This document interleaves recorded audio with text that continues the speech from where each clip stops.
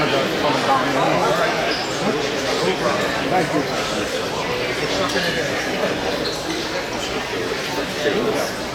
The military.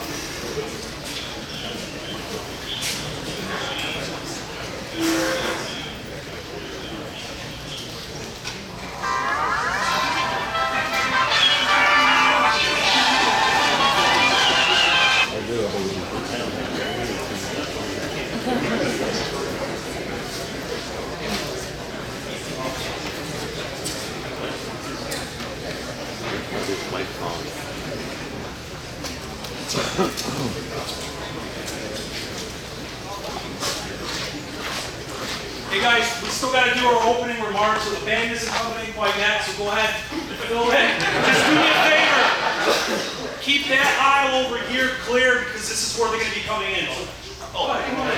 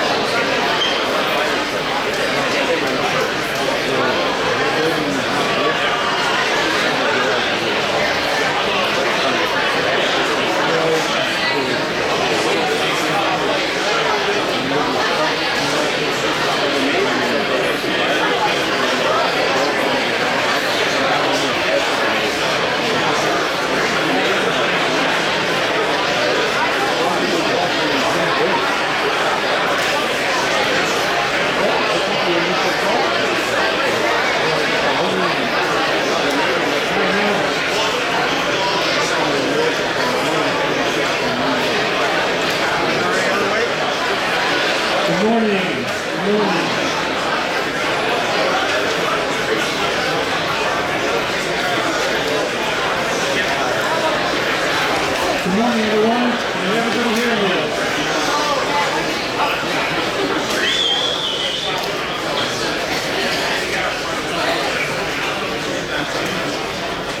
How about now?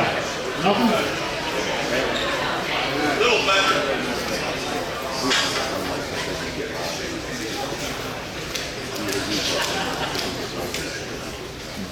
All right, I think that's as high as it goes. Welcome. What a great turnout. This is what we expected all along. On behalf of the Calumet City Fire Department, I'd like to welcome you and thank you for being here on this special day. We couldn't ask for a better turnout. Sorry for the rain. We had to not cooperate, but everybody made it in. We're blessed today to have the Bendinelli family with us. For those that don't know, there was quite a bit of a challenge yesterday. They had a little snafu at the airport where the flights were canceled, and we're happy to see that everybody made it here safely. So we have Mari, and Nia here today, along with her mom, Lisa. Her dad made the trip out from Florida, so we're happy to see him. Nick, where are you at? Way in the back there. That's all it's got I consider Nick an associate member of the Calumet City Fire Department. What's nice is that every time he comes out, he always makes it a trip to the fire station, hangs out with us. And for the first academy class, presented by that plaque hanging above the door there, he was actually one of the instructors, so we appreciate everything that he does for Cal City Fire Department. So thank you, Nick.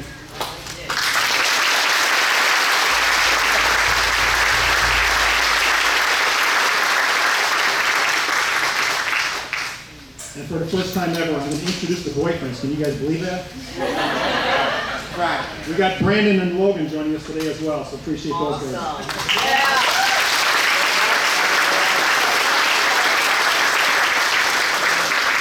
And of course, the rest of the Bendinelli family, thanks for being here. Today is a celebration. Today is a celebration, and that's what we want to keep it at. Today is what we want to honor Pete for everything that he did. And you're going to hear later on that he was an advocate for training. And what better way to recognize Pete and for what he meant for this department, for the fire service as a whole, and also for training, is just to dedicate this training center to him in his honor. I don't know if you guys noticed when you pulled in the parking lot, we upgraded a sign that was just installed this week, so we also will show you the plaque here shortly. But before I get involved with that, I kind of like to just give you a quick history of this training center and how it came about. Many years ago, back in the late 90s, there was a lawsuit that was filed for a tax that actually expired, and the tax was still being collected. So the settlement agreement was that organizations could come forward and put the request in, and the fire department was quite the benefit for that fund. Back in the day when the thermal imaging cameras first came out is when that lawsuit was settled, and we asked for 2 cameras. They were $20,000 a piece back then, and we got 2 cameras. Some of the retirees will remember that. At the same time, we purchased a fire safety trailer that we were able to take to local schools and teach fire prevention to them. And there was also money set aside for a training center. Fast forward to about 2013, 2014, we got a call from the judge, and he said, hey, you got to spend this money or I'm going to give it to somebody else. So back then, Chief Gallagher, where are you at, Chief? He's got his hand up back over there. Chief Gallagher, at the time, he was the one that built this training facility. And it was through his efforts that this training center was built, and it was called the Calumet City Public Safety Training Center. And it was a place for the police and fire department to come to have an adequate classroom, to have an area on the outside for them to train at. In 2017, I received a phone call from a company a couple blocks to the west of us, Meats by Lynn's. And they just put a major addition onto their training facility, or to their company, and they had 5 or 6 storage pods that they were using, 40-foot storage pods. And he asked me, he says, hey Chief, you want them? We want to donate them to you. He said, the only thing is you have to get them out of our yard. So I don't think he's here today, but I called our good friend of the fire service, Wes's Towing, and Brian Booker, a personal friend of Pete and I. And he drug those containers down Plummer Avenue here and put them in the east yard. At the time, Jim Hilliard was the training officer for the fire department. He then reached out to a local union shop of iron workers, and they brought their apprentice out here and their heavy equipment, and they started to build our 3-story training tower. And this was all donated. Meats by Lynn's, the union shop, the Wes's Towing, no charge to the city. All that was donated on behalf of them. In 2020, Sam Vega took over as training officer. And it was through the vision of Sam Vega, who is now deputy chief, it was through his vision and the direction and pretty much the guidance from Deputy Chief Bendinelli, who made that east yard into what it is today. So I would like to just rattle off some organizations that have used this training center since the thing was built. We're going to start with the police department. They have a local CERT team, which is a SWAT team that they come out. Some of our officers belong to that group, and they use that training tower. The Cook County Sheriff's Office has been here with their SWAT team.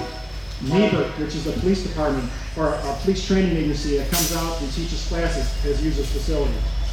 The Illinois Tactical Officers, I'm going to excuse this right now, but training is always the biggest thing that goes on with the training center, so you might hear a couple blasts. The Illinois Tactical Officers have used this training facility. Secret Service, the FBI, actually held a class here for negotiation of a hostage situation using our training tower. Major Crime Task Force. Anytime there's a major crime in Calumet City, the police department uses this facility to investigate the case. When it comes to the fire department, we have the University of Illinois Fire Service Institute. It comes down and teaches engine company operations, trunk company operations, smoke divers, company fire officer, advanced fire officer, and hazmat ops. Some of those classes Pete taught. Illinois Fire Nuggets. It's a sought after group that comes out here with 20 plus instructors that are sought after that teach on the FDIC. They came here and used our facility on a regular basis. Prairie State College, Chad, the chief of Prairie State, he's actually here today. They teach the fire academy, hazmat ops, and advanced firefighters here. Marionette Park, they're actually using the facility today. They're out here using our training center. And we can't forget about our own in-house, Calumet City School of Firefighting, as we like to say. Right now, when we have full-time personnel come here, they could start out at the basic level, paramedic and BOF, and everything else they want they could get from here, including rope ops. Caesar Garcia heads that up, he's here today. Vehicle extrication, Aaron Borowski heads it up. Hazmat ops, Ryan Hornbeck. FAE, Tim Pietenbrink. Advanced firefighter, Craig Kabowski. BOF, Fire School, Mike Peterman is heading up the training now, and Recruit School. Recruit School is going on right now. We got 10 candidates in it from not only Calumet City, but neighboring communities as well. Chicago Fire Department, I can't say enough about them. What a partnership we have with them. When you guys leave here, look in the West Yard. It was through Chicago Fire Department, Local 2, and Gil Clark, who heads it up. Through their connection, they were able to get a rail car, a tank car, donated to us. No charge to the city or to Chicago. They called it in, Wes's Towing actually brought it over here. It was quite a day process, actually 3 days process just to get that rail car set, donated to the fire department. We also have the tank car for the road was donated by Chicago Fire Department. The Chicago Fire Academy comes over here and they utilize this training facility for not only their lieutenants that are in training, but also their new recruits that use this training center. When it comes to the community, the Calumet City Fire Department offers free CPR. Let's go to this website and sign up for it. Local 621, blood drives is offered here. The police department holds monthly community police meetings here, along with the Citizen Academy. American Red Cross has also used this as a disaster site. Crime-free housing, and that's just to mention a few. So I think it's safe to say that the settlement agreement, and for us to not only benefit Cal City, but surrounding areas, I think we surpassed that by far. When it comes to Pete was also a proponent and an advocate for training.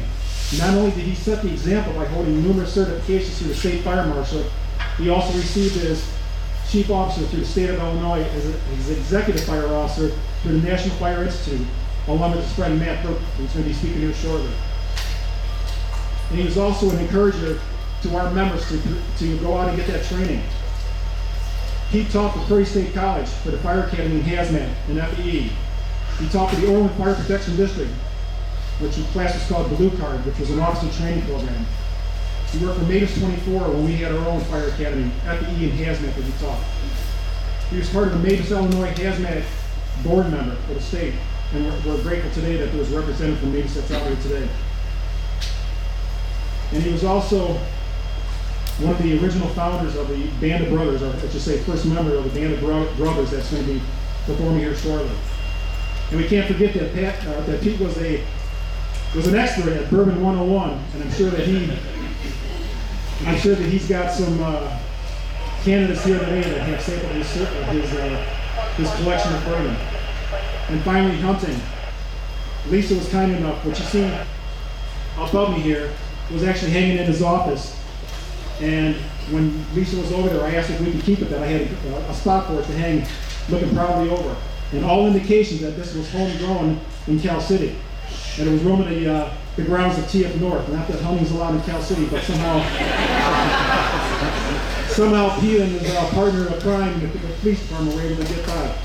But yeah, that thing was hung in his office, so what a great spot for it to recognize him. So I think it's safe to say, as we dedicate this building, there's not more of a person that deserves it than Pete. When Nancy and I talked about it shortly after his death, I forgot to introduce Nancy, but she's the fire department secretary, and she does so much for the department. We appreciate her. But she's, when we were talking about it right away, it was an easy decision, what we can do to keep Pete in our thoughts and prayers and also remember him for years to come. And this was a no-brainer for us to dedicate this training center for him. Before we get any further along, I would like to introduce a couple of people. There's so many city reps here. If I could just have all the city officials please stand, along with fire and police commissioners, just wave your hand, because a lot of people are standing over here. We thank them for standing.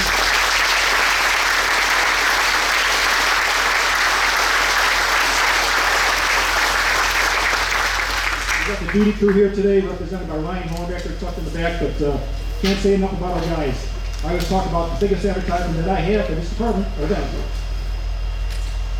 So we appreciate everything that the duty crew does. It's gold shift today that's working. And that's where I came from, so of course it's a good shift, right?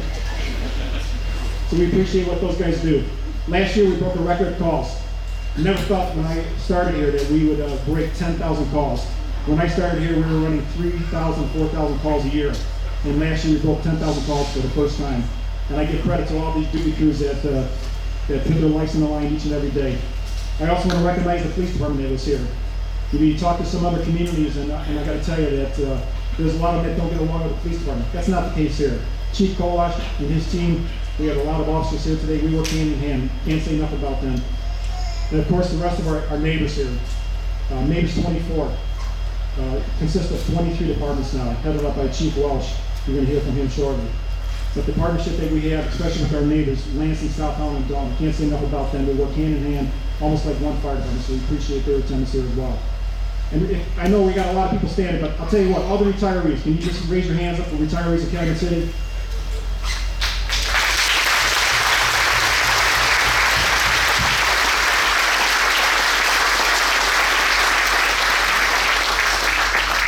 It's safe to say, guys, you're the ones that made this department. I can't say that enough. We lost some of the classic members here recently. Jim Hine and Jim Gort just passed away within the last month. And they're the ones that made the department, and they're the ones that made me also. So we appreciate it. And now we're going to turn it over to Captain Dave Neidert. He's going to come up and lead us in prayer.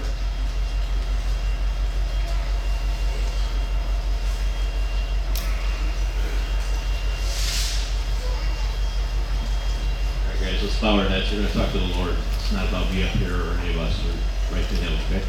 Dear Heavenly Father, we thank you for this day. Like the Chief said, it's truly a celebration. He was a godly man. He was a Christian. We've had discussions. His family is strong in their faith, and he's proud of this place. And we just ask for blessings on this place. We've already been blessed from that late '90s that the Chief talked about all the way till now, and we know those blessings are coming, continual. We pray for the teachers, the instructors that walk through these doors, the students that they'll listen with an open ear, relationships that'll be built. Safety, of course, and just let this be a shining light, Lord, to you.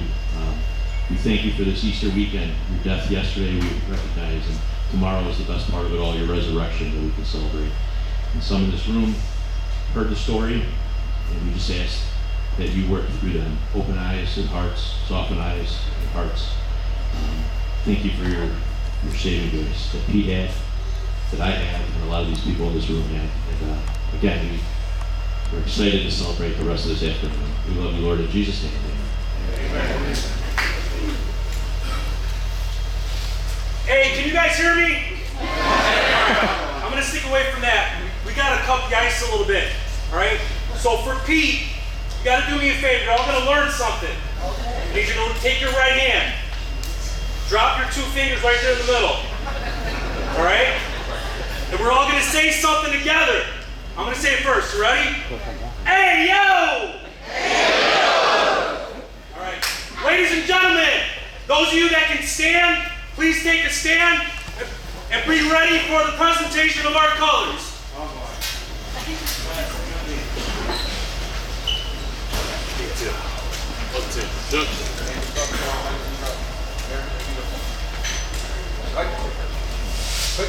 Mark.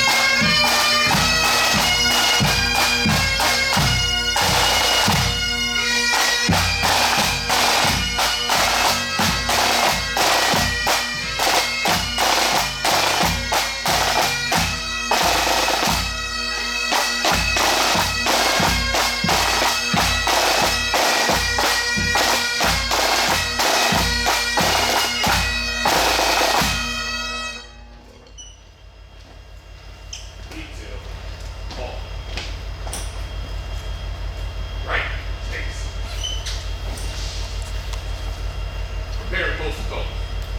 Ready?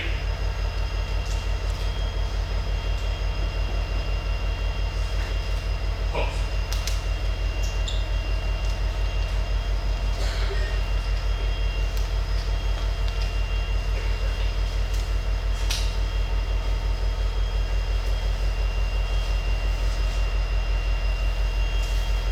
Ready? Go.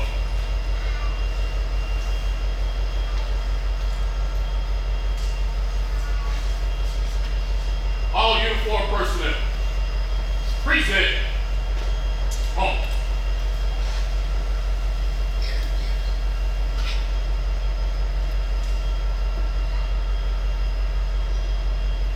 Hold up. Home.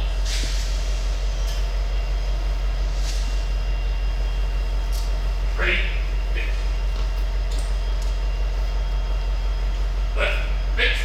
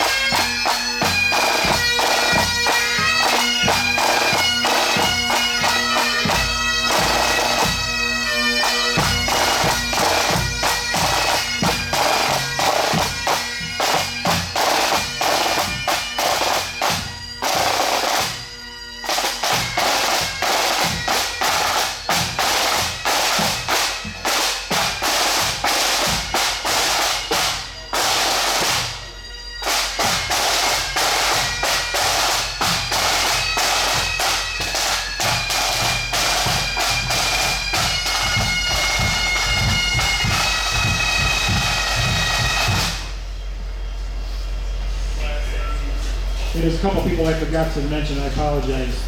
Chief 3, why don't you stand up here? Come on up here, Chief 3.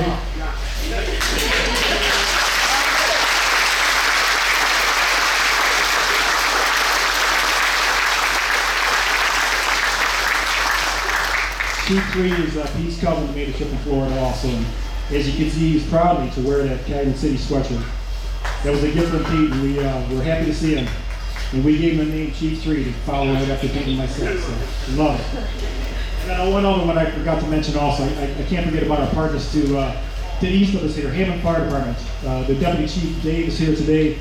They actually use our facility as well, but Dave is one of the instructors that came out and taught fire behavior and flashover simulator for our department. So Dave, where you at? Where's your hand at, Dave? Way in the back there. All right. Like the neighbors to the east. All right, so without further ado, I want to give credit once again to Nancy. This is, when you see this placard, this was all her works. And I just gave the thumbs up to it. So, Lisa and the girls, go ahead and hold the card together.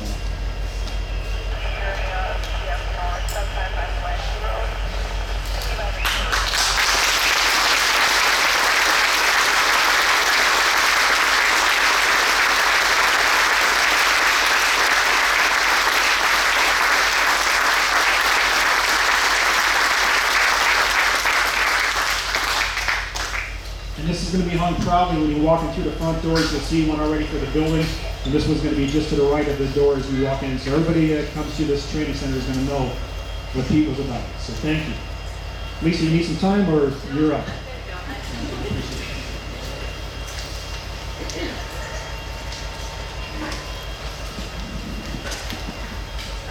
So this would be more of a Pete thing to me.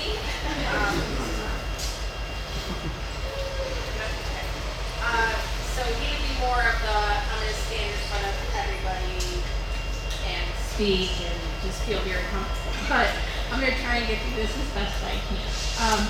So I'm so honored to be here today as we celebrate Pete and his dedication both to the Calumet City Fire Department and the city of Calumet City. I spent many hours thinking about what to say when I stood up here. And finally decided that I would focus on a few of Pete's traits that made such an impact on many of us. Pete often said that Glenn would say that character is how you respond to a situation or behave when no one's looking. Now, many of us know that sometimes the way that Pete would initially respond to a situation could often be questionable and a little frightening, but he was honest, caring, kind, and quick to take charge of situations. So I'm going to share a couple stories that really speak to Pete's character and his dedication to his job, the city, and its residents. At Pete's first round of chemotherapy, which was the only one that we actually got to have in the outpatient center, we were prepared for a really long day. And as he progressed through the different medications, he started not feeling well. A mixture of the chemotherapy, the stress and anxiety of his diagnosis, and the fatigue of being at the hospital for more than 8 hours. His nurse was kind and energetic and talked us through the whole process. And at one point he took off his sweatshirt and he was wearing a Cal City shirt. And the nurse noticed his shirt and said, "Oh, do you work in Cal City? I live there." And so the conversation progressed, and of course Pete was like, "So, how's everything? Where you live? How's your alderman? Is everything good?" Doing his job while he was getting treatment. And she said, "Oh, there's this light in my alley that's been out for some time. I've tried to contact the power company to have it fixed, but I haven't been successful." So Pete reaches in his pocket, takes out his business card and says, "Hey, have your husband email me with the address and I'll see if I can help." And so she was like, "Oh, I can't do that. There's HIPAA and my husband can't know your name and all this stuff." And he's like, "Don't worry about it. It's fine. I'm not worried about it." So as the day went on, he was really struggling with how he was feeling physically and emotionally. And our nurse provided great care throughout all of that. And when it was time to leave, he again reached in his wallet and he took out his custody challenge coin.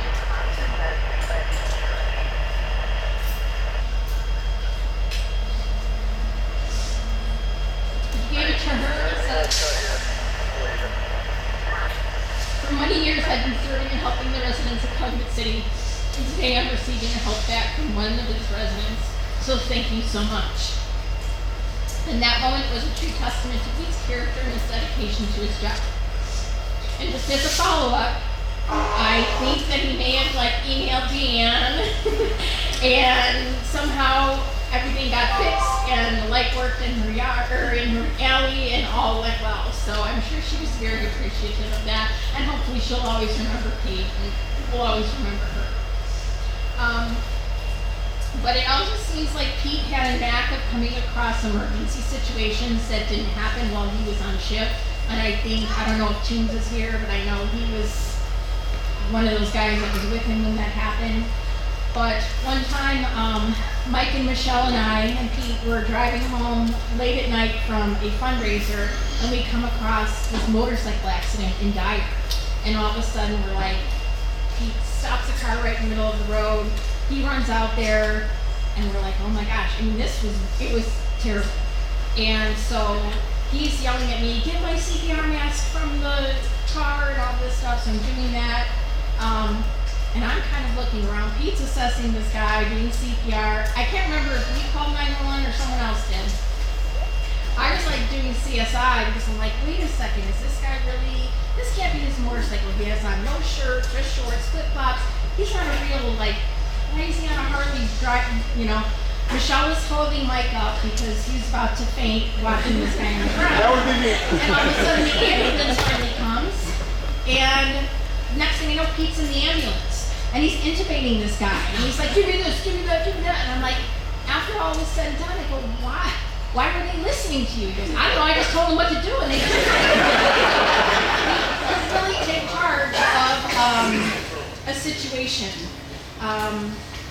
Another time we were right across the street from us. I woke up in the night, and me and I woke up to this large, loud boom, and I was like, "Wow, that just isn't sitting right with me." So I go look out the front window, and the house across the street from us is just up in flames. So I run in the bedroom, I'm like, "Oh my God, Pete, the house across the street is on fire." And he's like, "What?" He gets up, he goes in his truck, and he gets his gear and everything, and he runs out there, and some of our neighbors are like, "I saw Pete running to that fire." So at that time, I think he knew the chief that was there maybe, but it wasn't, it was only one engine there, so there was like 2 or 3 guys. And then later on, Mia says, oh, I ran into this guy I know, he was at that fire, and he said Dad ran up to him and was like, give me your radio, except for, he didn't say that in such nice words. But he kind of took charge and made sure like that our other neighbor's house didn't burn down or anything like that. But he just kind of had a knack of coming across those situations, and I just feel like that's truly a testament to his character as well. Another trait that probably impacted all of us here was Pete's sense of humor and his personality. I'm sure that most of us here have a memory of Pete that includes him doing something or saying something to make us laugh, or was an attempt to embarrass us in some way in public. And the girls are testament of that. I think they just kind of became immune to it after a while. It was hard to narrow down a few stories to share today, but as Pete and I struggled through his diagnosis, his treatments, and the heartbreaks, one thing we still shared was laughter. We spent so many days and nights in the hospital, and throughout that time, we still laughed together, and he kept a great sense of humor with the nurses, doctors, and hospital staff.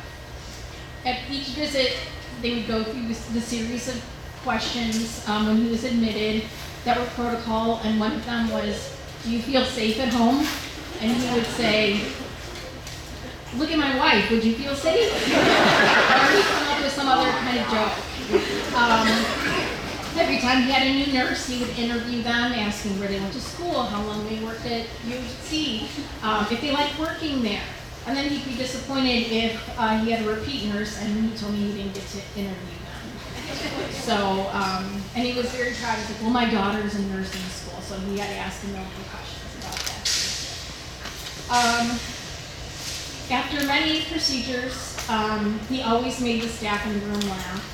One time he woke up from anesthesia and the song Never Gonna Give You Up by Rick Astley was on, by Rick Astley, but he woke up and goes, is this Rick Astley? Hey, did you guys know that I was a backup dancer for Madonna and Vogue? It's Donna. And then another time he was asked, how are you feeling? And he responded, with my fingers. And the doctor thought he meant his fingers were tingling. I had explained, no, that was just him. The nurse would walk out and say, hey, is there anything else I can get for you? He's like, hey, when you come back, bring me a bag of 20s. Even in our last hospital stay in Grand Rapids, he continued to crack jokes. He called the nurse for his meds and then said, hey, I think you left your wallet in here last time you were in here. I don't know if he thought that it would get them sooner with his meds, but the nurse came in and she said, what do you mean about a wallet, So he always was cracking jokes with them. And he always said he thought the nurses liked when he was their patient because they would make him laugh, and he was probably more exciting than other patients on the oncology floor. So he always continued to make jokes. He made friends with his cardiologist, finding out that her husband was a big bourbon drinker. So he went to his bourbon group, got some bitters for her husband, and she was the one time typing the recipe for an old fashioned with the specific bitters. So he was very personable, and I think that they probably did enjoy him at the hospital. But on the day of our wedding, the videographer asked me, what's one thing you love most about Pete? And I remember answering that I loved that he made me laugh. And that was something that continued through all of our time together. And I'll carry all of those memories with me forever as we made the best of even the hard times we had. Pete had a huge personality, and his humor always made for a good time. As I close, I would like to say thank you to all of you for your kindness, your support, and the love that you've shown us. The smallest of things were so important and meant so much. I remember coming home from the hospital Monday, Saturdays, and thinking, what am I going to make us to eat when I get there? I haven't been home all week. But there'd be a Friday night pizza from the firehouse in our garage fridge, or other food that was dropped off by the guys. Thank you all for the phone calls and texts, not just checking up on Pete, but checking up on me and the girls as well. Thank you today for the continued support and for honoring Pete and his dedication to the Calumet City Fire Department. I do believe that as Pete is watching over us right now, he's very humbled by such an honor. But it was the hard work of all of the men and women of the Calumet City Fire Department that made this training center what it is today. So thank you so much.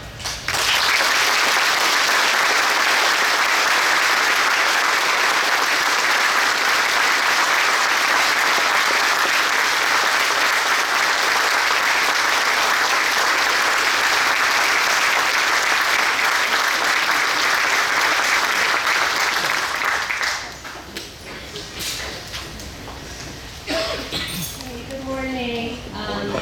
For those of you who don't know or just need a refresher, my name is Mariana. I'm Pete's oldest daughter. The last time I came up and spoke in front of most of you was one of the hardest days of my life. My dad was one of my favorite people. He wasn't only a dad, but he was a friend, someone to come home to give you snuggles on the couch after a hard day. And was my biggest supporter, and the list goes on. He was a dad to my friends, to my sister's friends, to anyone who just needed some help. If you could imagine the fire deputy chief, Pete, he also was really snuggly too.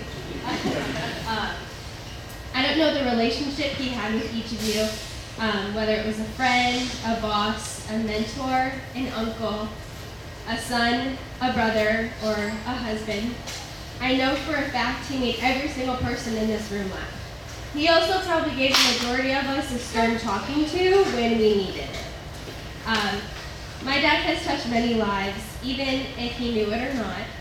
I'm going to tell a quick story, and it's a little squeamish, so sorry. But it's funny and it ties in, I promise. Around January 2016, I was maybe a freshman in high school, and I was getting ready to leave for church camp, but it was leaving in the afternoon, and I wanted to skip school, and my dad was like, well, you can skip school if you come to work with me. And I said yes, because that meant, one, I didn't have to go to school, and two, hopefully he would get me a donut from down the street, specifically the red velvet donut. So I was like, okay, sure, sounded fun to me. So to Station 1 we went, and we got there, he was on his computer, hard at work or hardly working, I don't know which one. But didn't take long till he got a call from one of his friends who was a police officer in the town of Calumet City. And his friend just said, hey Pete, I need you to come down here, I got a situation. My dad didn't tell me what was going on, and he was like, come on, Mary, let's just get in the car. And so, get in the car and we drive like 5 minutes down the road. And there's a house on the corner of this street. And there's a bunch of people around it with the man who lives in the house. And he's like, you stay here, I'll be back. So he goes out there, they're yapping, doing their thing, and he comes back and he's like, all right. So there's a deer that tried to hop the fence, and he's stuck in the fence. And we gotta take care of it. And I was like, oh, okay, sure. So he goes and does, what he needs to do, and I'm crying in the car, sobbing. And in Pete fashion, afterwards, he asks the man who lives there, hey, have you ever tried deer meat before?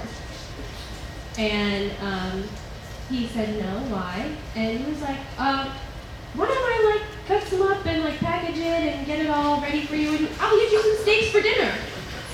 And as I'm crying in the car, he's helping this man figure out what he's going to eat for dinner tonight. So that's one of many, many, many stories. Probably in my mind, one of the weirdest stories about how he's served the people in this community. And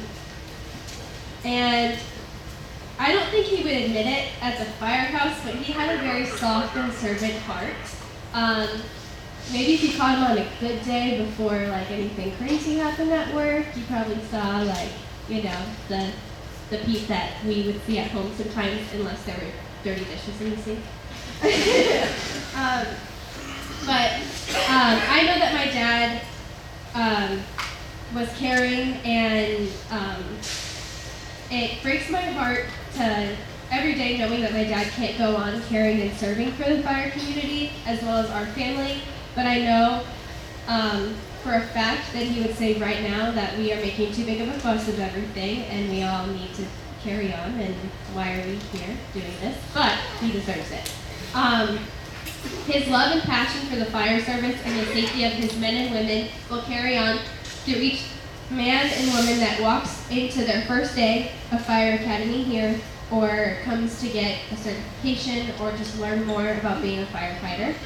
It will carry on through my sister, as she's the 3rd generation Bendinelli firefighter. Very proud of her.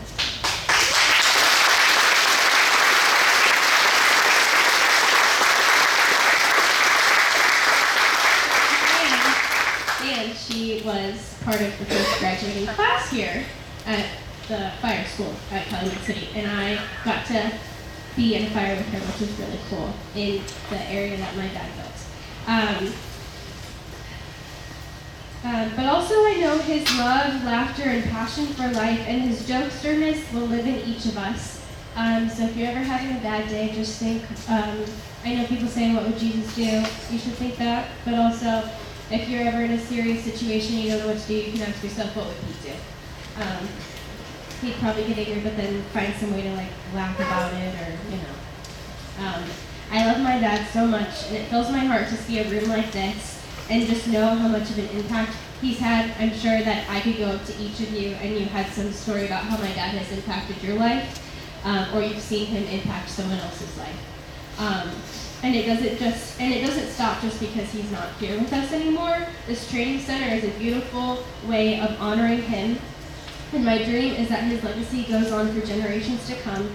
And thank you all for knowing and loving my dad and caring for me and my family in a season we wouldn't expect to have ever gone through. So I love you all very much, and thank you for this everything.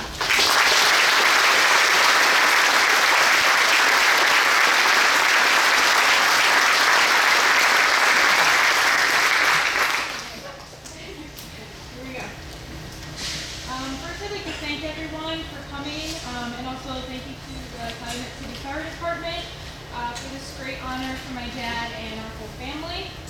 I had a lot of hard time writing this, because how do you write a short speech about someone that had such a large impact on everybody? But I came up with a few stories.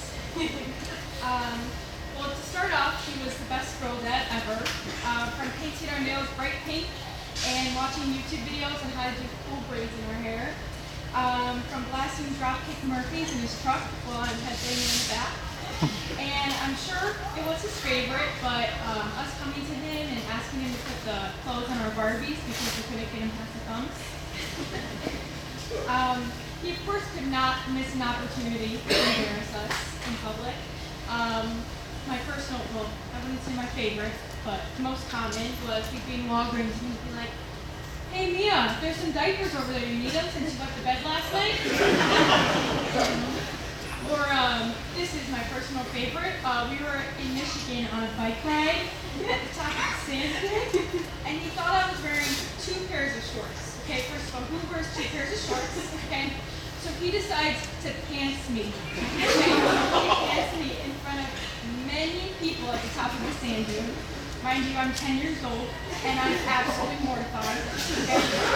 I tried to get back at him, and he hated sand, so I started throwing sand at him, and yeah, we eventually got over it, and he apologized. But we also can't forget about Angry Pete. I'm sure everyone here has seen Angry Pete a time or two. Well, one morning, Angry Pete woke up at 2 a.m. because the dog behind us was barking, and he said, "Hey Mia, come here. I need you to throw these oranges at this house." So I totally woke up thinking that this was a fever dream, like, oh, well, sure as shit, I wake up and there's oranges in the backyard. And most of all, he set an example of how we should be treated in a relationship. My parents set the foundation of partnership and what it should look like, and that will always be the truest love I'll ever know. He cared about his family, his friends, his community, and his job. And you know stuff was getting real when the Italian accent came on. It's like, and you guys there and these guys there and the nice guys. His impact will never not be seen as much as I wish I could have my mentor here with me every day to help me navigate a career in the fire service and have my dad here just for the big moments in life. I would never choose the memories I got to have with him over it. I love you, Bourbon King. I'll always be the son who never happened.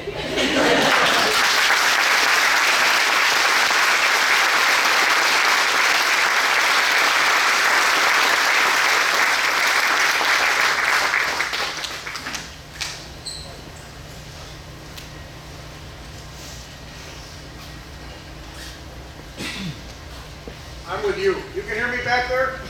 You know, how do you follow that? I mean, what a strong bunch of ladies here. I know they're strong individually, but they're strong because of Pete. So I'm going to be as brief as I can because my wife kind of threatened me. But welcome to this, and thank you for this wonderful honor to be able to stand up here and speak on Pete's behalf.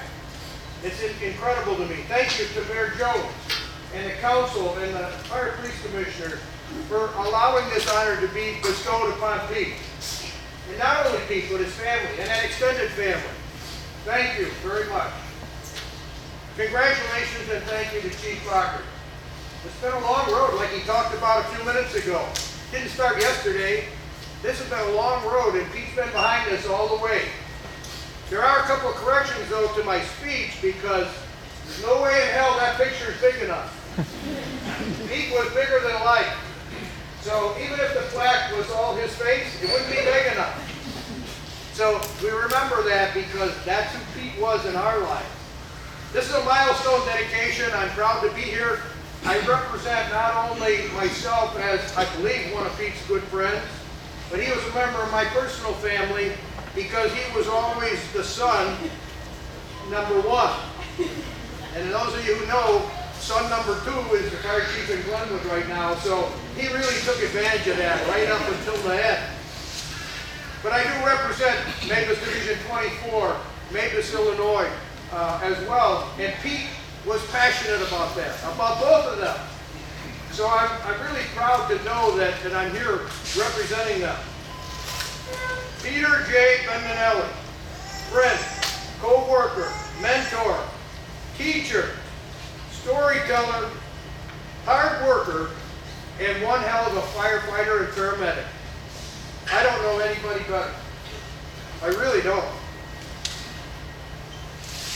Above all else, as we've heard, Pete was a family man in all senses of that term.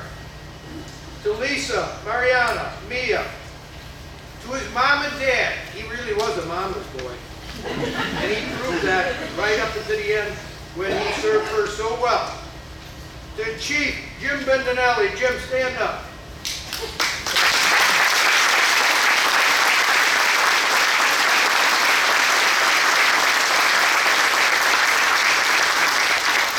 None of us would be here today if it weren't for him chasing the old lady around 10 years ago. I'm always the guy that can say this stuff because I'm old. But when you do this, and if you want to go on Ancestry, that's what did it. So this is your fault. I was a chief when Jim was a chief, so that, you do the math, I'm not doing it. Chief, we're so thankful that you're here today, not just because you had a hell of a trip yesterday, but because you're here today. He is so loved, he's so loved and is so proud of his brother Nick. Nick, where you at? You know that, you just hate admitting it. And he really was. There wasn't a time we were together that he didn't include you. And that's incredible to all of us. Because I got a couple of brothers and sisters, I don't even know where the hell they're at. Again, family. Pete's second family at the Country Club Hills Fire, or Calumet City Fire Department. So down old as it is. I'm lost. The Cal City Fire Department. then the entire workforce in Calumet City. He wasn't just the deputy fire chief. He was the deputy to the police, to the public works, to the ESDA, to the mayor. He was embarking on some new stuff that I was working with him on in economic development and things. He really had a passion for this city. And I loved helping him with that stuff because that's what I did for a long time. That was another part of his family. And especially to the citizens of Calumet City. This is his home. This is his family. He served, as we've already heard, and I had no idea they were going to talk about that. But we already know that this entire city was his family.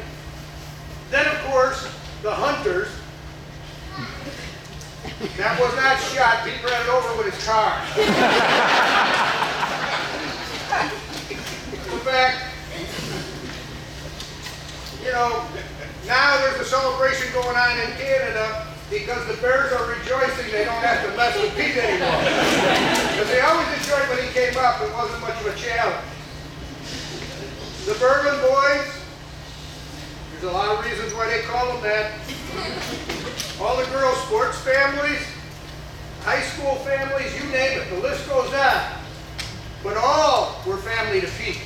Each and every one of you, of us, my family, my kids, my grandkids knew Pete. It's incredible. At 46 years old, I got more people that hate me at this age than, you know, I don't know what to tell you. It just happened. Pete never had that. There's not a bad word to be said about Pete. I sure wanted to only be his buddy, but you were always more than that to Pete. You were a buddy, you were a colleague, you were a mentor or a mentee. You were the brunt of his antics, but always, always, always were you loved.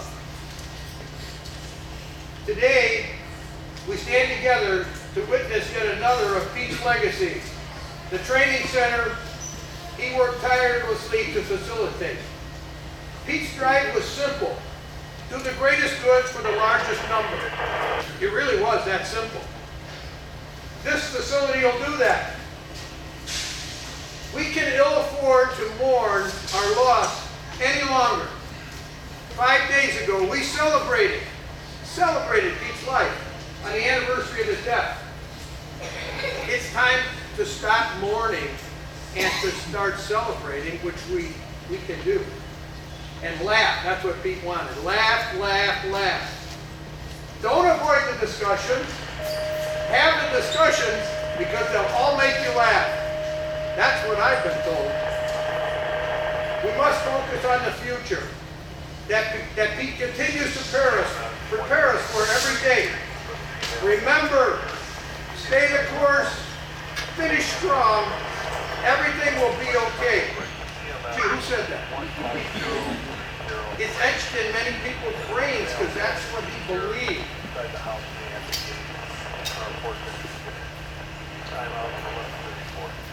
There is none better than Peter J Bendinelli, as is witnessed by the PJB Center. That's what I'm going to call it. I don't know what you guys are going to call it. When life shows us diversity, remember what I often do, and that is remember this simple little thing, and the girls can tell you why. I'm just a little teapot. So you know what I'm talking about. Lisa, Mariana, Mia. It's the hard part. Thanks for sharing Pete with me. And thanks for sharing Pete with everybody in this room. Congratulations, thank you.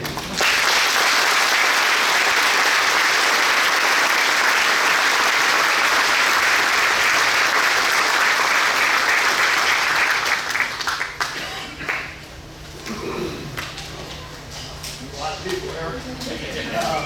For those of you that don't know, my name is Matt Burke. I had the distinct honor to be best friends with Peter. Over the last several years, Pete and I spent an enormous amount of time together traveling for a master's degree or traveling to the East Coast to participate in the National Fire Day. one thing Pete always did was he always told dad jokes. So I'm going to give you a dad joke that may be a little PG-13. But I'm going to start off with a dad joke. And he sent this in a group chat we had for our National Fire Academy program. He said, "Why don't chickens wear underwear?" Because the puckers are on their face. That was Peter. There's not many people in this world I'd drive or convince my wife and daughter to drive 17 hours straight from one end of the country to the other end of the country. But Peter was one of those people. Some people come into your life as coworkers, some as classmates, some through family ties, but every once in a while someone becomes all of those things and so much more. After listening to Lisa, there's a lot of similarities to Pete and I, like the way we fly off the handle and the way that we just get under people's skins at times. Pete and I shared a bond that was built on friendship, family legacy, and a deep love for the fire service. We went through our master's program together through Indiana University, learning side by side, challenging each other on a regular basis, and trying to keep each other from quitting. We not only grew as professionals, but we grew as friends. Later on, in about 2018, we embarked an endeavor in the National Fire Academy's Executive Fire Officer program. We like to joke that it was the asterisk program because it took 5 years and it was supposed to be a 2-year program. That's the federal government for it. What made that achievement even more meaningful was the legacy that we both shared together with it. Both of our fathers were fire chiefs. Both of them had also graduated from the same program before us. And Pete, being Pete, somehow managed to make personal friends with the director of the National Fire Academy, Eric Scabbard, if you know him, who even brought Pete cupcakes on his birthday for the entire class. That's how great of friends they are. Well, part of that was, not only did the National Fire Academy realize it, but we realized that we were the first 2 legacy graduates in almost a 50-year program. That's thankful to our fathers who led the way and gave such a great opportunity for us to embark on that endeavor. Carrying forward something bigger than ourselves, a tradition of leadership, service, and family, that's something we are both deeply proud of and that we will share with each other moving forward. Pete was an exceptional fire professional. As the Deputy Chief of Calumet City, he leveraged strength, wisdom, and heart. He understood what the profession demands, and he carried the responsibility with the utmost humility. But what made Pete truly special was that no matter his rank or title, he was just Pete. Steady, loyal, funny, and genuine. He loved to hunt, he loved good bourbon, especially the kind that was ultimately impossible to find. Some of my favorite memories with Pete were our drives to Maryland, where we would vent to each other about this profession. We'd vent to each other about this area. We'd vent to each other about life. We would somehow turn an already long trip into an even longer trip because Pete had to track down some valuable birds. Some were ours, some were sometimes hundreds of miles out of the way. The one time that sticks in my mind is, hey, kid, we got to stop by Columbus on the way home. Columbus where? Columbus, Ohio. Pete, that's nowhere near home. Nah, it'll be fine. It's just an hour out of the way. It was like 5.5 hours out of the way. Sometimes those detours were the best part of our trip. Those miles were filled with hunting stories, fire service conversations, stories about our dads, talk about our families, and of course, Pete's legendary dad jokes. Some were terrible, most were perfectly timed, and every single one of them made the trip a little bit better. And if you really know Pete, you know how much he loved a good laugh at someone else's expense, especially if that someone was me. For those of you that know, I started my professional career in Calumet City in 2006. During my probationary time in Calumet City, Pete somehow convinced me during a training to get on a backboard. Before I knew it, Pete had me fully restrained, taped to the backboard, and the next thing I knew, He had taped me to a tree outside of Station 2. And he laughed at me the entire time.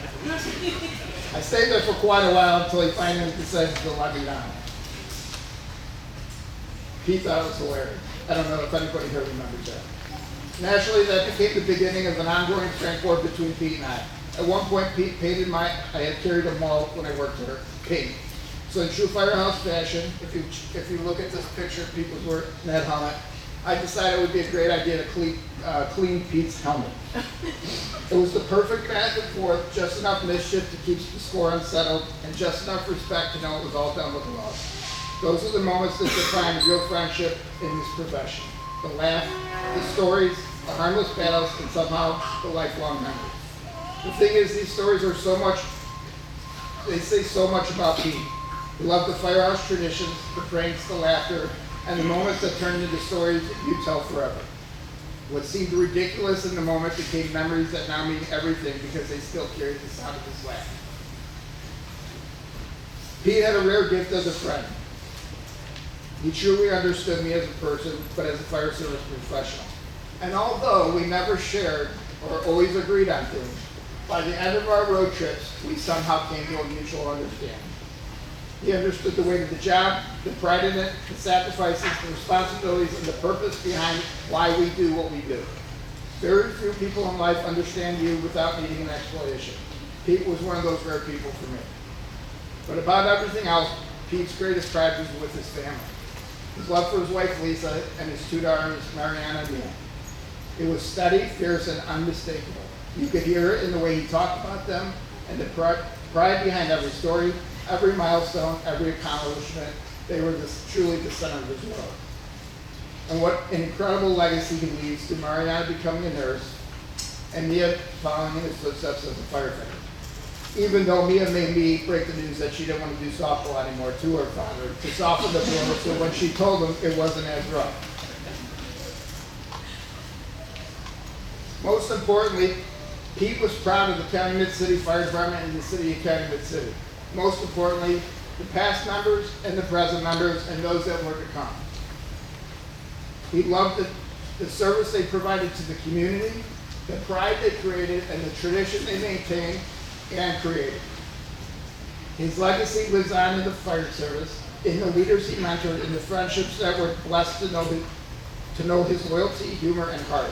Most beautifully in the family he loved beyond measure. I will miss the road trips to Maryland and the bourbon hunts that somehow always took us hundreds of miles off course.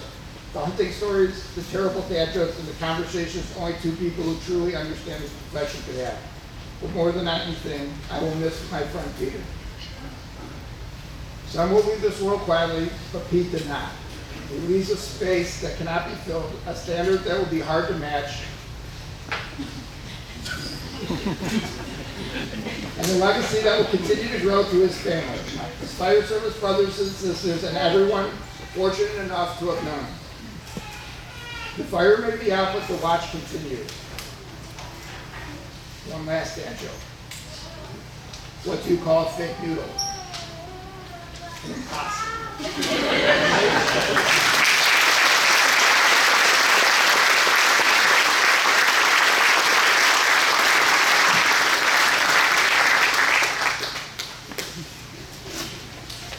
For those of you who don't know me, my name is Steve DeYoung.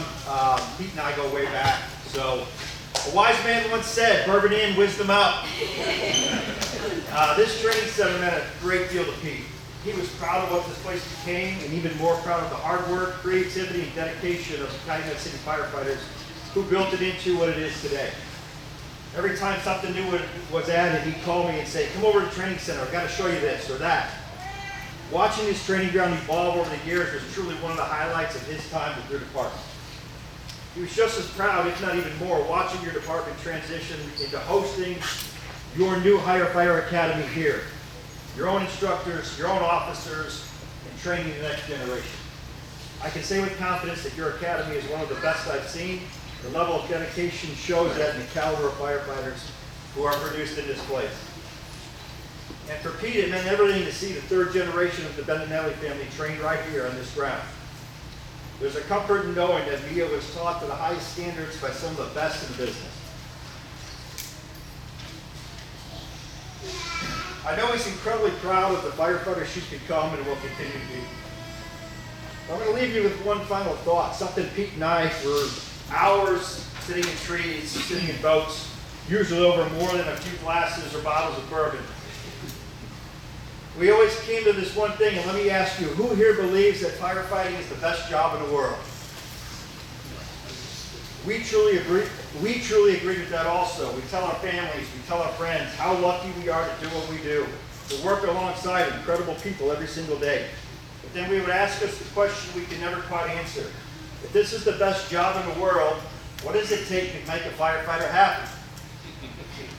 We went back and forth on this, and again, over many bourbon in, wisdom out, we could never really come up with the answer. We came to realize it's not the things, it's not the pay, it's not the new trucks, it's the people that we work alongside with every day.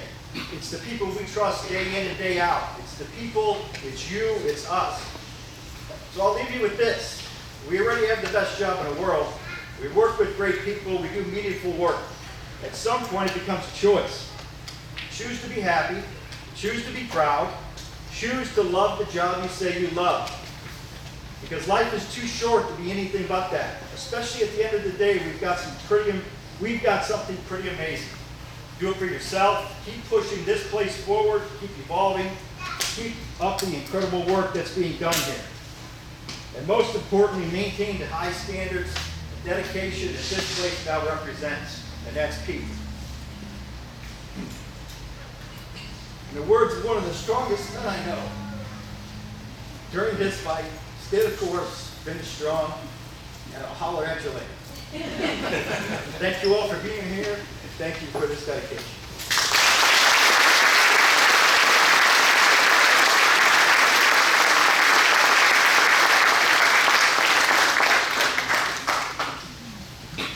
Good afternoon. Thank you, Lisa, for this opportunity to speak. And Glenn, what an honor. So when I was asked to speak today, I kept thinking, what could I possibly say that hasn't already been said about Pete? I was like, or as I call him, Petey Pants, Pepe, Pedro, or my girls call him, Mr. Pete. You're going to hear, which you've already heard, about the firefighter, the husband, the father, and the friend. But my family and our block had the privilege of knowing Pete in a quieter, more personal way. We knew Pete as a neighbor, our neighbor. Over 20 years ago, when we were building our home, Pete was the very first one to walk up and introduce himself to Mike. And in true Pete fashion, he didn't just say hello, he made a connection. He told Mike he had 2 girls, the same exact age as ours, and they were just 1 and 3 at the time. And just like that, a neighbor became part of our lives. Fast forward to today, those little girls are now 21 and 23. And when I look back, Pete wasn't just the guy next door, he was a constant presence in their lives. He was someone they looked up to, someone who cared about them, and someone who without fail would say every time they walked out the door, make good choices. And he meant it. Pete had this way of showing up, not just for his own family, but for all of us. We didn't just live next to each other, we did life together. We had family trips to Disney and Cancun, adult trips to Vegas and Biloxi. Vegas was multiple times. Softball tournaments to Florida, Tennessee, Alabama. And no matter where we were, Pete was always the life of the party. He brought the energy, the laughter, and a presence that filled every room at every moment. And like any close relationship, we weren't perfect. Sometimes we all drove each other a little crazy, like family would. But that's what made it real, and that's what made it family. Because that's what being a neighbor really is. It's not just proximity, it's connection. It's history. It's showing up for each other through all seasons of life. In our block, we've been through a lot. 7 houses all together for over 20 years. And in recent years, we've felt deep loss. Each loss has left its mark.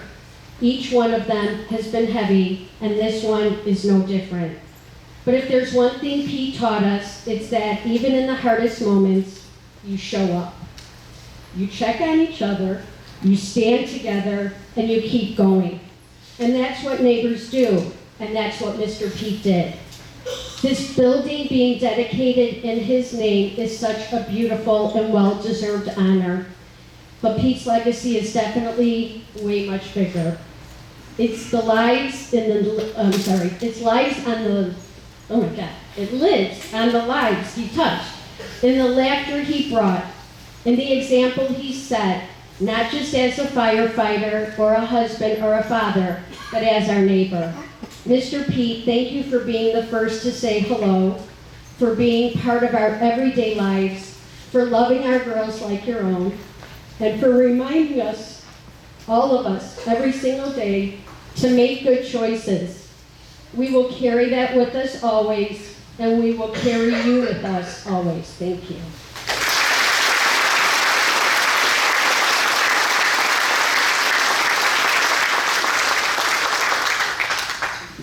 I'm going to give this a try. How does that sound? All right? Can you hear me? All right. So, wanted to break the ice a little bit earlier because Pete was good at that. He can get him into a room, he feel pretty stuffy. It's like he can be the first one to talk, hey, how are you? You know, I miss that. I miss that hearing it on the phone. I miss little things that everybody here who knew Pete, you probably have a little thing with him. I could tell you, late night texts with Pete, when he would send you one, for whatever reason he's up, I heard there's this thing about Chiefs, they just kind of stare at the ceiling thinking about how the world's going to fall. But he'd send me a text, and here's one of them. I open up my phone, I see it's from Pete, I start laughing. It's drunk Mexican dad music from Spotify as a playlist. And like, inside thing between him and I, but that's how he was. He knew how to get you places. And I can tell you, that was during a time maybe things were harder. And Pete was there. Pete was there for more than likely everybody in this room in some way. So I'll tell you about two versions of the word boss. If someone says, hey, I'm your boss, nobody's going to respect you. Nobody. And Pete never told anybody, hey, I'm the boss. Never. But what people called him was the boss. Hey, did you talk to the boss about that? Did it go through the boss? Okay, we're good. And when I think about the boss, I think about this area, and the chief gave us a nice PG-13, or PG version. I'm going to give you a little PG-13 version of this site. You're standing on the grounds of a building that was called the Owl Club. All right? Now, the Owl Club was built in the early 1920s when Plummer Avenue here and State Street here and State Line going that way were full of bars and casinos. You know, if you're here, you know that Calumet City had the most bars per square block in the United States. Even gave Las Vegas the direction of where they want to go. Al Capone, Bugsy Siegel, Calumet City was it. This strip. And right here, Tony, Big Tuna Acadio, the other boss for Al Capone, he ran the Owl Club. Kind of ran the fire department, kind of ran the police department, kind of ran City Hall. It's the way it was in those times. But he was the boss. Things didn't go up to Capone, they went to the boss. And the boss made the decisions. If you ever want to hear about this, I remember giving Pete this book, he loved it, The Boys in the Heights. And it just tells a story about how Italian immigrants, when they came here, you were vetted on your history. So you would have came in, hey, Mr. Bendinelli, welcome off the boat. What'd you do back in Sicily? I laid bricks. Okay, well, you're gonna go to the brickyards. You're gonna all have a good job. And then when an immigrant came by, he said, I was a part of the Bendinelli family. I'm not saying who was, but they'd say, oh, Capo Bendinelli? And they said, yeah, okay, we're gonna send you to the Heights. We're gonna do some work with you. And it's interesting there though, because the hierarchy of things, the way a boss works, the way of working up from a volunteer fireman to the rank of chief. And I can tell you, guys, when they think of Pete, they think of a boss, an engine boss, especially a truck boss. Pete was the guy you wanted to be like when he came out of the fire ground. It's a quick story. There's a gentleman, I'm glad he's not here, And that's kind of how the firehouse is. You make fun of the guy that's not in the room. He's got an interesting voice. Sounds like this. And him and I are on the ambulance, and we show up to this fire, and it's rocking. It's just sailing away. And I'm nervous. This dude, Chris, is nervous. He's nervous. And we see the ladder truck, and you hear it going up. And where do you meet here? Right? Not like the city of Chicago or bigger cities where you got 4 or 5 guys on a ladder truck. There's 2. And you lose one of the guys right away because they might be a line boss and they got to do line boss stuff. But Pete was driving. And he's setting up the truck by himself. He's got his tools on, he's going up a ladder, and he's sitting in a bucket, and you hear, bucket's going up. It's going to this 2.5-story roof. I'm scared as hell. Heights aren't natural, and until you've done it enough, you feel good about it. I still don't feel good about it. But as Pete's in the bucket, he's looking down at us, and he's saying, "Let's go!" And this gentleman with the funny voice goes, "Does he want us to go to where the fire is?" Yeah. But that was Pete. He got you going. And in those days, we talk about Angry Pete, but he was also a gentleman playing in our firehouse. There's a slideshow that'll be playing around here. There's a part, several pictures you're going to see, where Captain Poston had a birthday. And we get Hispanic, I go, hey Pete, how about we get Johnny a pinata? And he's like, yeah, let's do it. And so we got a pinata and filled it with Johnny's favorite thing, pretzels. And we hung it out on a tree. And the pictures, you'll love them when you see them. We blindfold Johnny, and he's like, "Whoa, what the hell are you guys doing? What are you doing?" And the pictures have Pete, and he's holding Johnny's face, and he's smiling at the camera, and he pulls him out, and we give him a Halligan bar. And if you don't know what a Halligan bar is, it's like a bazooka compared to like a little stick you're going to use to hit a pinata. And Johnny's just laughing, he's laughing, and the fire chief shows up on his motorcycle. He's saying, "What are you guys doing?" "Oh, Johnny's got a pinata." I'm sitting there thinking, man, Calumet City, this is where it's at. This is it. I'm glad I'm here. I made a good choice. Because it's unique when you can build a family. It's unique when you can go to your job and say, it's not a job. It's the best thing I've ever done in my life. And I know Pete shared that with us. He was hard on us. He pushed us in ways, but he was a boss. He led when he was young. He led when he was the middle guy. He led when he was the boss, when he finally had a title. And I think about this place. So this is what I can share with you. When Pete passed away, I hated this place. Hated it. Did not want to step back in here. Because everything you see here, it's got Pete's finger in it. Because Pete would say, "Hey, what do you want next? I know you want something. I see your face." I'm like, how about we get a rack for our ladders? "Oh, yeah? The freaking guys can't carry ladders on the floor?" But he wasn't mad. He wanted me to give him the why. And I was like, well, Pete, if they're this height, and guys probably won't hurt their backs. He's like, yeah, that's what I thought. Good idea. But everything here, I'm all for impersonations. So this is Pete walking around here, and I'd be in the office, and I'd hear the little bell go off.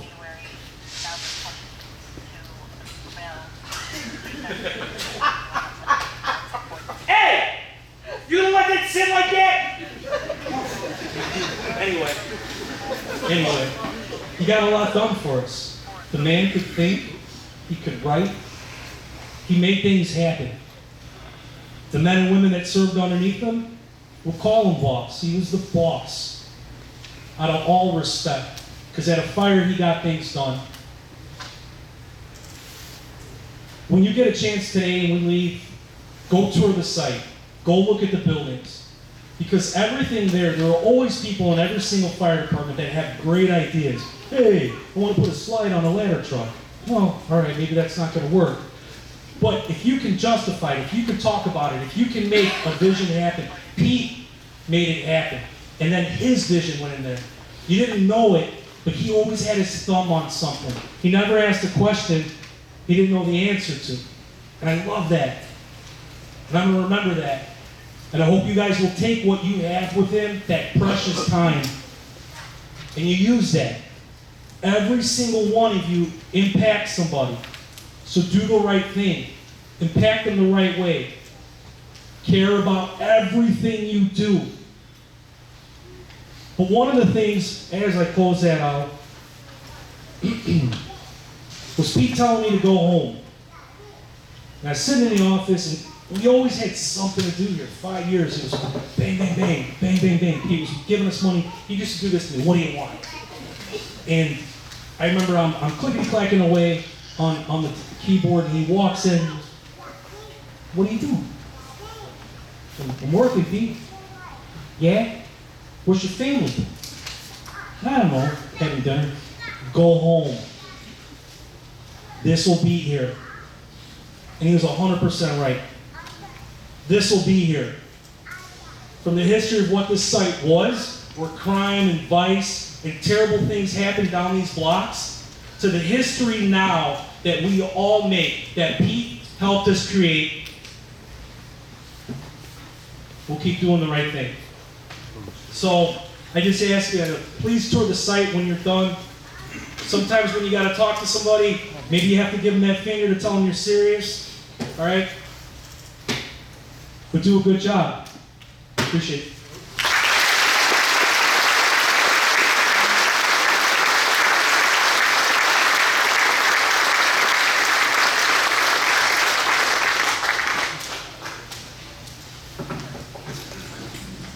I just want to talk about a different aspect of Pete. I didn't know him when I first started. I had 27 years on the fire department. He had 20. He started a year before me. So I really didn't know who Pete was. I don't get to really know the guys when they're downstairs because I'm upstairs. But when Pete came upstairs, you know, I got to know Pete the father, Pete the son, always taking trips to Florida to visit his parents, and I admired that. Because we were the same. We were always involved with our parents, always making sure they were okay. And I used to say, wow, he's an awesome son. I cared so much about his mom and dad. He's an awesome brother. And he became my friend. Once he came upstairs, he became my friend. Thanks to the chief who does lunch Fridays, I got to know him. We would sit around the conference table, we would have lunch, we would talk about our dreams, our aspirations, what we expected in life. And all I know is that he cared about his girls so much. He wanted them to be happy. He wanted them to find a good love like he had. And we talked about Mariana and how he just didn't like this one boy. He couldn't wait to get rid of him. And I said, you know what? And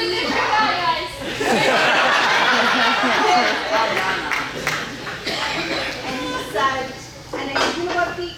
Just leave it alone. He'll go away. Trust me. Your girls are smart. They have a great, you know, people to look up to, Lisa and Pete. I said, just leave it alone. He'll go away. And he would be very proud of the boys that you guys have in your life, because that's all he ever wanted, for his girls to be loved, cared for, and just to be happy. So I'm grateful for the time that I had with Pete as my deputy chief. He was my chief, but he was also my friend. We became family. He was my little big brother. His birthday is April 30th of 76. I'm April 29th of 75. We had that nice bond. I'm gonna miss him. I miss him every day. Every time the door opens, I look out my window to see if it's Pete, and my heart knows he's gone, but my brain still waits for him. And I just want to say thank you to everybody who came today. You know, we've been planning this for a year, and it's a great turnout. And I just want to say I love the fire department. I am so honored to be a part of the greatest fire department on the south side. Come on.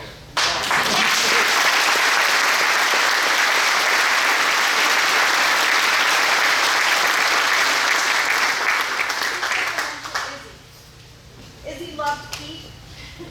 He would roll around with Pete. He didn't even want to go to summer camp. He wanted to come to the fire department summer camp. Oh, I didn't just take out pictures, all just talk. He was his friend. He misses him every day. We talk about him every day. There's not a day that goes by that we don't mention Pete. And who thanked Lisa for his hat. I told him he should wear his TF North hat today, and he said that is to never be worn again. He's going to save it and keep it forever. Thank you, Pete.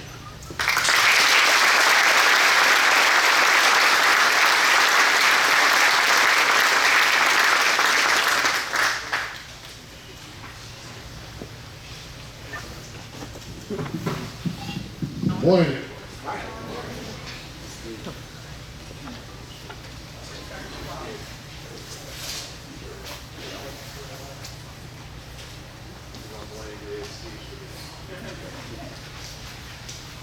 We're gonna blame you, Ed Steve, for this. Good afternoon, everybody. Today is I'm Thaddeus Jones, Mayor. Welcome to Calumet City, or the house that Pete built.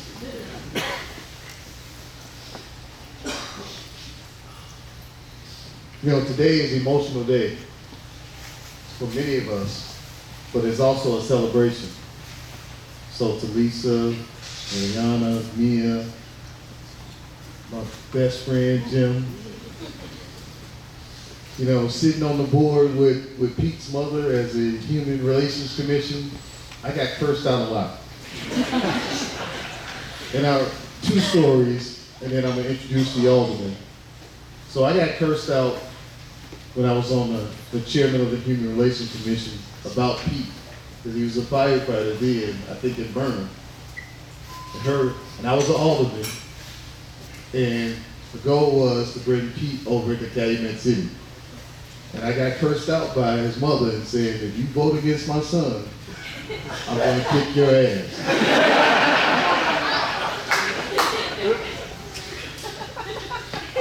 It goes back to Pete, because when I became mayor of Calumet City, Pete came into my office and he sat down and he hunched down in my chair and said, if you don't appoint me as deputy chief, I'm going to kick your ass. I had no intentions of not appointing chief, and of course Chief Bacher, but it just reminded me of the lineage that Pete had and who he was. Pete was not fearful of anybody or anything, but that was Pete Bendinelli. So welcome to the house that Pete Bendinelli built. Let me introduce the alderman. We have Alderman Gardner, the chairman of the Public Safety Committee.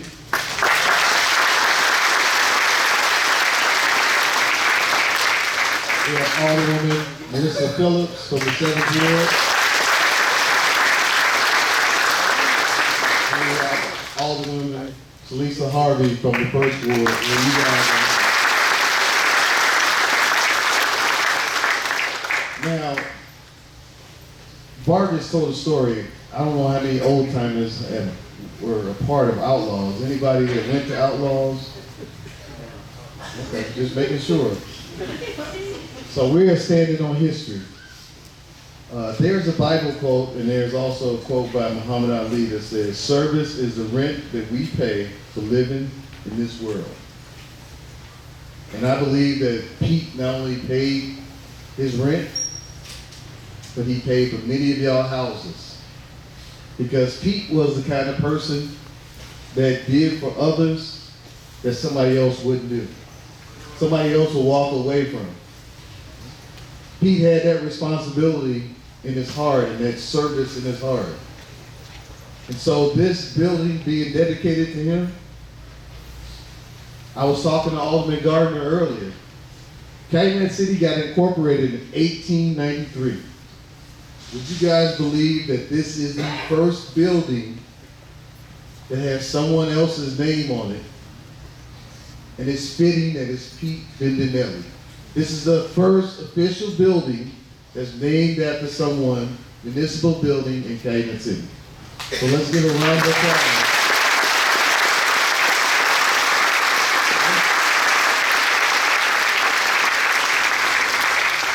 So we don't want to see sadness today. We want to see a celebration. We want to see you guys enjoying the house that Pete built. We want you guys celebrating his life, encouraging people to get into fire service. I truly believe and listen to each and every one of you that we have the greatest fire department in the south suburbs. And I know all you fire chiefs will disagree with that, but we have the best service fire department in our area. We've done things to not only make that example, but it wouldn't be where it is today without Pete Bendinelli. And I am happy as mayor to not only welcome you guys to Calumet City, but welcome you to what Pete installed in all of us. How many times he cursed us out? How many times did you guys out there got cursed out by Pete? I don't see a lot of people raising their hands, but I know you guys got the stern warning from Pete. Today is a celebration day.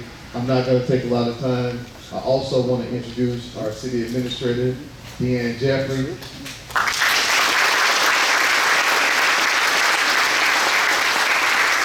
I will leave you guys with this, that today is one of the days that we have history in our city. I challenge you guys to not only do more, be like Pete. As Mia said, did you say it, Mia? Did you say it? Oh, Mary, did you say it? Yeah, what would Pete do? What will Pete do? Let's think, what will Pete do every day that we come here to Calumet City? Today is a tough day because I didn't want to be here because it's so emotional for me. I still remember the times that we had conversations with Pete, and Pete would come in my office and slouch in my chair and look at my liquor and ask me why I didn't have bourbon on my liquor counter. So I have Pete's bourbon that we bought at the golf outing on my counter now to remind me every day what we're fighting for here in Calumet City. So I challenge you guys, when you leave here today, as Deputy Chief Vargas said, make sure you go and look around what Pete has done. It took us almost, 2 years, Chief, to even come to the decision to not only look at Pete and make sure that we did this for Pete, we wanted to make sure that we honored him in a way that was special to Calumet City and special to what we're doing in this city, so we can always remember what Pete Bendinelli brought to Calumet City. Thank you guys for allowing me to speak today.